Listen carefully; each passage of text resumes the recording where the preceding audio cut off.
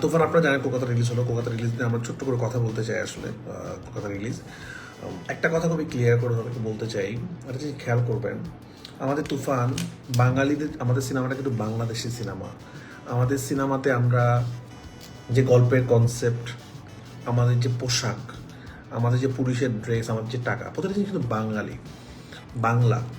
তো আমাদের বাংলাদেশিকে প্রেক্ষাপট থেকে আমরা বানানো, আসলে এটা বাংলা ছবি, এটা কিন্তু আমরা যৌথ প্রযোজনার ছবি না, আসলে জানা আছে এটা ভারতীয় ছবি, এটা বাংলা ছবি।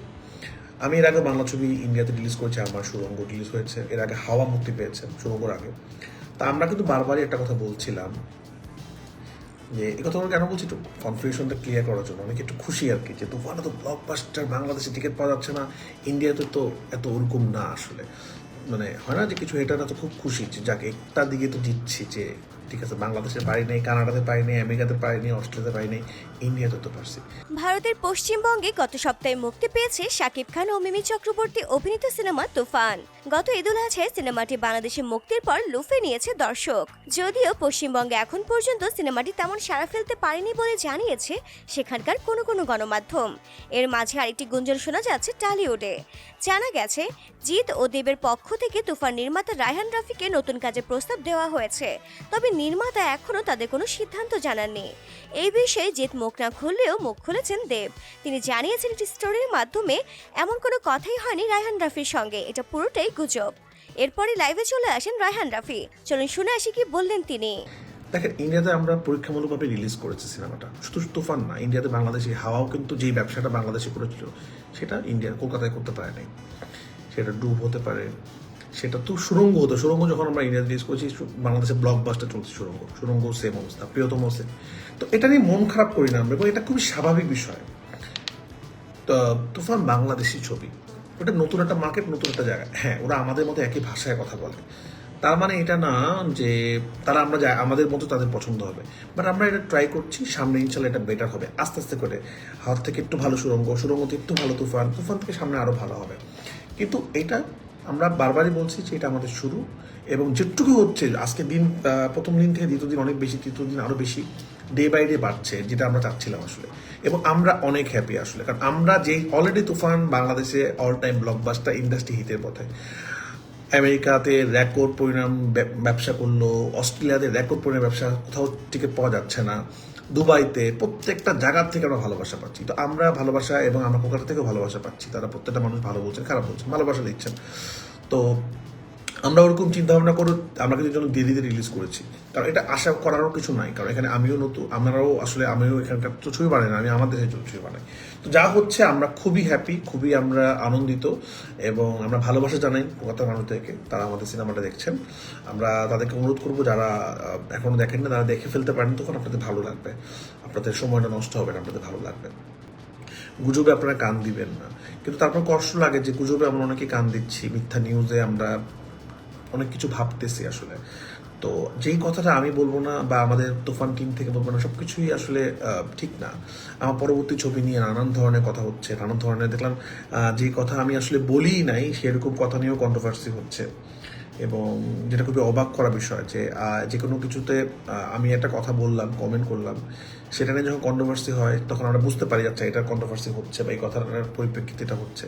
কিন্তু এমন একটা কথা নিয়ে দেখলাম কন্ট্রোভার্সি হচ্ছে কলকাতাতে, যেটা আসলে এমন কোনো কথা হয়নি, কোনো একটা ফেক একটা ইয়ে থেকে। তো আপনারা, আমি আশা করবো আপনারা সবাই বুদ্ধিমান। কোর্ট যদি কোনো কমেন্টে পান, যে কোর্টের মধ্যে লেখা থাকতে হবে যে অমুক পত্রিকায় এটা বলা হয়েছে, বা অমুক ভিডিও, ওরকম কিছু। এছাড়া কারো কোনো ব্যক্তিত্ব কারোরই আসে, কোনো ডিরেক্টর, কোনো নায়ক নায়িকা, কোনো কোর্ট বিশ্বাস করবে না, একটা মানুষ ঠাস করে লিখে দিচ্ছে অমুকে এটা বলছে। তো এটার তো কোনো আসলে ইয়ে নাই।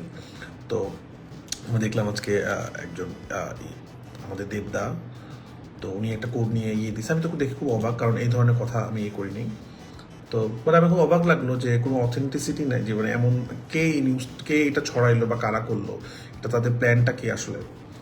তো এটা আমিও খুব অবাক হয়েছি আসলে, মর্মাহত হয়নি, কারণ আমি এটাতে অভ্যস্ত, বাংলাদেশে এরকম অনেক ফেক জিনিস চলতে থাকে। তো বাট আমি অবাক হয়েছি যে আমি অ্যাটলিস্ট বুঝতে পারি যে কোনটা ফেক না।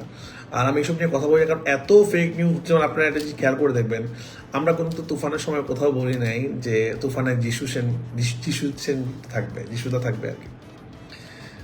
কিন্তু এটা কিন্তু সবাই একটা পর্যায়ে কনফার্ম ছিল যে ইস্যু থাকছে, নিশু ভাই থাকছে, মুখ থাকছে। তো এগুলো রিউমার, এগুলো এত বেশি হতে, এবং এই রিউমারগুলো একটা পর্যায়ে কি হয়, মানুষ বিশ্বাস করা শুরু করে দেয় আসলে। কিন্তু এই রিউমারগুলো কিন্তু আমাদের পক্ষ থেকে কোনো কিছু হয়নি, মানুষ দুই দুই তিন মিলাই নিছে আসলে। তো আমি বলবো রিউমারগুলো আপনারা বিশ্বাস করবেন না, রিউমারগুলো বিশ্বাস করলে ভুল বুঝতে হবে বা ঝামেলা হবে। আমি রিউমারগুলো বিশ্বাস করি না, এবং বারবারই বলি আপনারা রিউমার বিশ্বাস করবেন না। আপনার যেই চ্যানেলে যে কোনো সংবাদ যখন দেখবেন তখন অবশ্যই আপনারা চ্যানেলটা ওরা কতটুকু অথেন্টিক সেটা বুঝে দেখবেন আসলে। শুধু শুধু একটা কথা হয় না, সেটা নিয়ে রিউমার ঝামেলা। এবং আরেকটা কথা একটু করতে চাই, যেটা নিয়ে প্রচুর কন্ট্রোভার্সি দেখছি বিভিন্ন স্টারদের ফ্যানদের মধ্যে। এটা আমরা শুধু শুধুই করি আসলে। আমার মনে হয় যে একটা সিনেমা নিয়ে পার্সোনাল জিনিস এটা না করাটা উত্তম। সেটা যে কোনো দেশের ক্ষেত্রে হতে পারে। আমি একটা জিনিস শেয়ার করি একটু। আমি চাচ্ছিলাম যেটা আমি আর কিছুদিন পর শেয়ার করব, কিন্তু যেহেতু একটু বেশি এটা নিয়ে কথাবার্তা হচ্ছে, আমার মনে হয় একটু শেয়ার করা উচিত সব কিছু মিলে আর কি। কারণ আমি ইন্ডিয়াতে কলকাতাতে ইন্টারভিউ দিয়েছিলাম সবগুলো পত্রিকাতে। আমি তাদেরকে খুব ক্লিয়ার করে বলেছি সামনের প্রজেক্ট কী কী প্ল্যান। তারা জানতে চাচ্ছিল আমার কারোর সাথে কাজ হচ্ছে কি হচ্ছে না। আমি বলছি হলে আমি জানাবো। তো আমি just একটা কথা ছোট্ট করে বলতে চাই, আমি একজন প্রফেশনাল ডিরেক্টর। আমি আসলে হয় না যে একটা জিনিস ফাইনাল রেডি হওয়ার আগে, ফাইনাল কমিটমেন্ট দেওয়ার আগে আমি ওপেনলি বলবো না, এবং কোনো সময় আমি বলি নাই। সেটা তুফানের ক্ষেত্রে হোক, সেটা সুরঙ্গের ক্ষেত্রে হোক, সেটা যে কোনো ক্ষেত্রে হোক, অফিসিয়াল ডিক্লারেশন ছাড়া আসলে আমি কথা বলি না। আমি নিজে কোনো দিয়ে দিই না, আমার প্রোডাকশন হাউস থেকে অফিসিয়াল ডিরেকশন আসে। বাট যেহেতু অনেক বেশি কথা হচ্ছে, তো একটা জিনিস খালি বলি, আমাদের তুফান কলকাতা রিলিজ হওয়ার আমার টিম যাওয়ার 2 দিন আগে আমি কলকাতাতে চলে যাই। আমি একটা প্রোডাকশন হাউসের সাথে কথা বলে আপনাদের খুব প্রিয় একজন সুপারস্টারের সাথে মিটিং করি, এবং অদ্ভুত ভালো মানুষ উনি, অদ্ভুত ভালো মানুষ। আমি খুবই খুশি, এবং তার সাথে আমি প্রায় ঘন্টা 2 আড্ডা দিই আমার সামনে কাজ নিয়ে, তাদের সামনে কাছে। এবং আমরা চিন্তা করি যে সামনে আমরা ইনশাল্লাহ একটা প্রজেক্ট করবো, সেটা যে কোনো সময় হতে পারে। এবং তার ব্যবহার, আচার, ভালোবাসায় আমি মুগ্ধ হয়ে গেছি আসলে।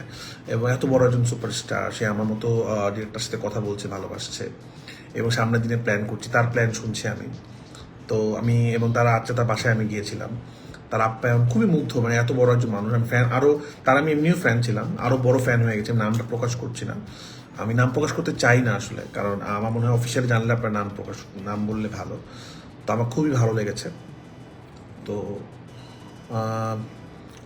ইনশাল্লাহ যদি কোনো সময় হয়, আমাদের ব্যাটে বলে সব কিছু মিলে সময় সব কিছু হয়, ইনশাল্লাহ কাজ হবে। কিন্তু আমি আপনাদের বলি যে বিভিন্ন স্টার, সেটা সাকিব খান হতে পারে, জিদ্দা হতে পারে, দেবদা হতে পারে। তো এই ফ্যানদের মধ্যে যে যুদ্ধ, যে জিনিসটা, তাদের মধ্যে কিন্তু অনেক ভালো রিলেশন। তারা কিন্তু একজন একজনকে সাধুবাদ জানাচ্ছে, ভালোবাসতেছে। কিন্তু অনেক সময় কি হয়, এই অ্যাগ্রেসিভনেসের কারণে কিন্তু অনেক সময় ডিরেক্টর অথবা আশপাশের মানুষের সমস্যা হয়। তো আমি আশা করবো, সবাইকে অনুরোধ করবো, ফ্যান ওয়ার যেটা, এটা চলতেই থাকে, কিন্তু এটা যেন পার্সোনাল এটাকে কাউকে আক্রমণ করে না হয়। কারণ প্রত্যেকটা ফ্যানের কাছে তার অনেক বড়, তার স্টার অনেক বড়, সেটা বাংলাদেশ থেকে হোক, কাউকে হোক, না হলে ভালো। সাকিব ভাই কিন্তু সবাইকে ভালোবাসেন, আমি সাকিব ভাই ফ্যানদেরকে বলছি, তাদের সবার প্রতি ভালোবাসা আছে। জিদ্দাও সেম আর কি। এবার আমার সাথে তো আমার দেখা হয়েছে, অনেক ভালো মানুষ। তো ডিয়ার ভিউয়ার্স, ভিডিওটি ভালো লেগে থাকলে লাইক, কমেন্টস আর শেয়ার করতে একদমই ভুলবেন না।